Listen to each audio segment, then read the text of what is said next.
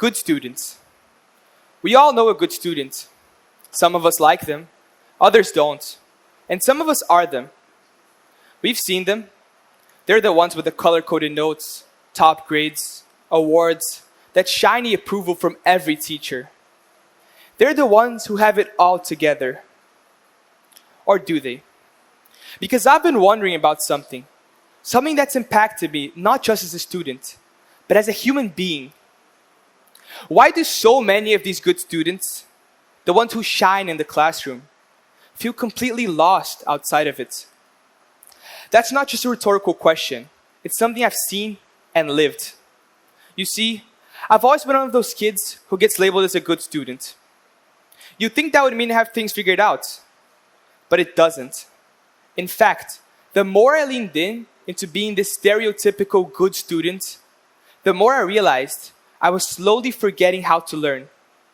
I started studying just to pass the test and forgot everything the second I walked out. There are 3 things I want to talk about today. First, how the habits we reward in school, I call them the 3 Ps, are often the opposite of what real life asks of us. Second, that we're educating students for a future that no one fully understands. And third, that we need to radically redefine what success means in school and far beyond it. Let's get into this. School rewards 3 big things: perfection, performance, and predictability. Perfection, getting things right the first time. Performance, acting like you know what you're doing even when you don't. And predictability, always sticking to the safe answer. Let's start with perfection. It starts early. Students learn quickly that getting things wrong often feels worse than not trying at all. They begin to fear mistakes, but not because those mistakes actually matter, but because of what they seem to say about them. A single red mark on a piece of paper can feel like a judgment on who you are. That's how perfection creeps in. I have a very close friend who, whenever he gets his test back, spends more time trying to argue for an extra half mark than actually understanding what he got wrong in the first place. I think that's the reason why he still struggles with something as simple as a dot cross diagram from chemistry class. Because he's too focused on his mistakes, he's too focused on getting things right than actually learning from his mistakes. And here's the thing. Students who get focused on mistakes don't do well. Next, performance. Being able to act like you know what you're doing, even when you don't. Many of us become experts at this. But you can only act for so long. At some point, you have to deal with the things you were never taught to ask about. And next, predictability.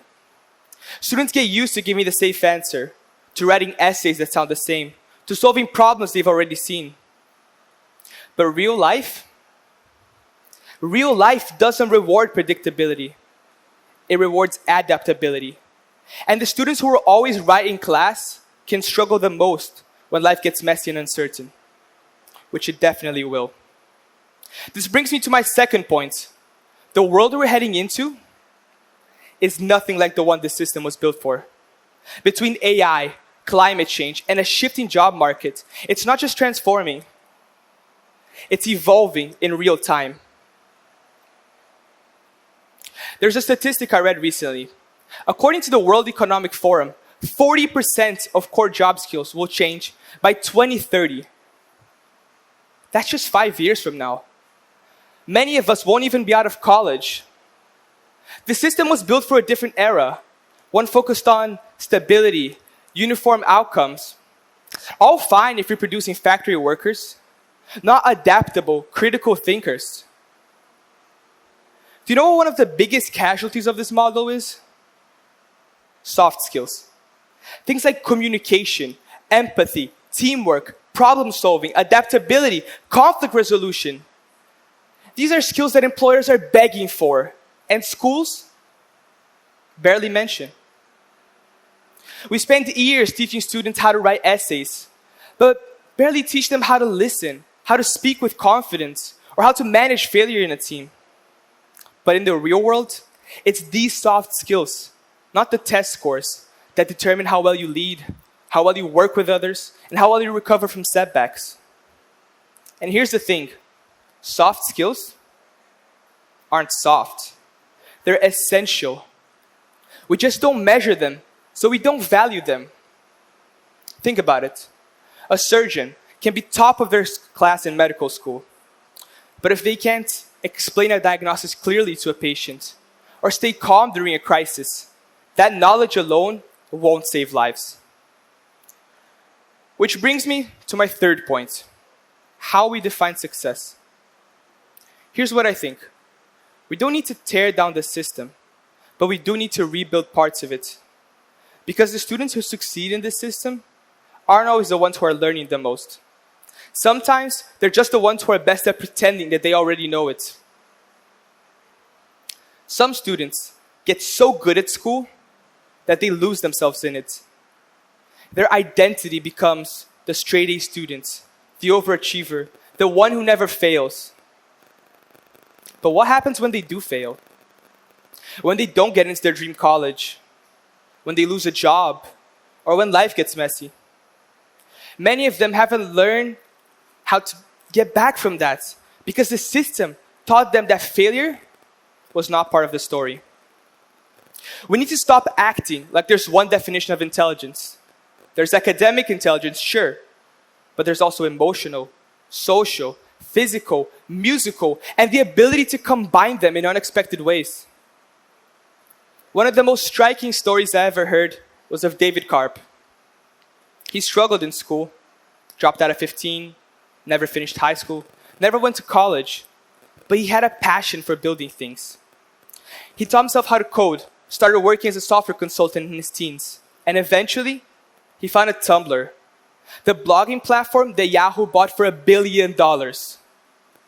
He once said this, "But for what I wanted to be doing, I was able to learn a lot of that stuff on my own and in the field, where the programs weren't really set up in school for that just yet." Now, to be clear, I'm not saying that you should drop out of school. That's not the point. What I'm saying is, we need to stop assuming that school success is the only kind of success that matters. Some students thrive inside the classroom. Others come alive when they're building something outside of it.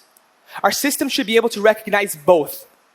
Because when we stop seeing students as problems to fix and start seeing them as possibilities to nurture, that's when things begin to shift. Do you know who this is? This is the choreographer. This is Gillian Lean. She's the choreographer behind Cats and Phantom of the Opera. When she was a child, her parents and her teachers thought that she had a learning disorder. She couldn't sit still.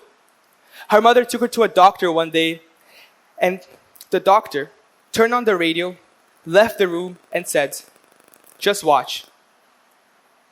And the child, she began to dance. The doctor turned to the mother and said, "She's not sick, she's a dancer." Imagine what might have happened if someone had said, "She's disruptive, put her on medication." We might have lost one of the greatest choreographers this world has ever seen. We don't just need a better curriculum, we need better listening. So what do?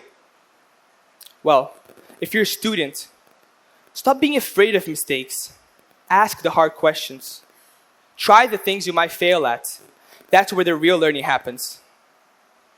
If you're a leader or employer, look past the resume. Look for the person who's curious, collaborative, and willing to grow, not just the one with the perfect transcript. If you're a parent, remember that grades are only part of the story. What matters most is raising kids who can think for themselves and who know that their worth isn't defined by a number on a page. And if you're a teacher, you hold the key to unlocking all of this. You, more than anyone, have the power to show these kids that curiosity matters more than correctness, that resilience is as important as performance, and that mistakes aren't the end of learning. They're the beginning. Because preparing young kids for the future isn't about creating flawless students. It's about creating whole, capable, resilient human beings. Because if we keep equating good students with quiet, correct, and predictable, we're not just wasting talent, we're turning off the very spark that our world needs most. So let's stop educating students out of their potential, and let's start educating them into it. Thank you.